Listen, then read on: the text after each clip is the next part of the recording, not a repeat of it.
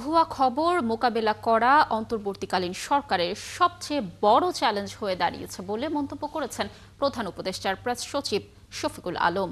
সকালে রাজধানীর সিরডাপ মিলনায়তনে centre for governance studies CGS এর আয়োজনে গণমাধ্যমের স্বাধীনতা ইশতেহারে রাজনৈতিক প্রতিশ্রুতি শীর্ষক গোলটেবিল বৈঠকের প্রেস সচিব বলেন, জনগণ এখন মূল গণমাধ্যমের চেয়ে সোশ্যাল মাধ্যমের উপর বেশি নির্ভরশীল হয়ে পড়ছে।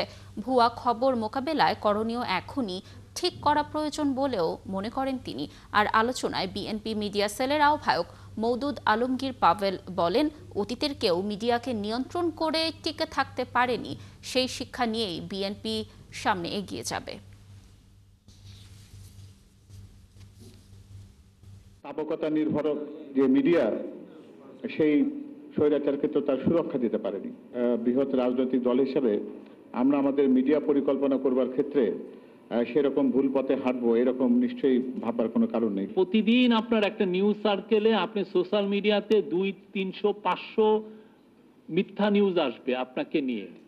এখন আপনি এটাকে ট্যাকেল করবেন কিভাবে? ফিউচার গভর্নমেন্ট যখন আসবে তার তো প্রতিদিন আমি নিজে বলতে পারি যে আমাদের গভর্নমেন্টে এইটা ছিল বিগ ইস্যু গত 15 মাসে।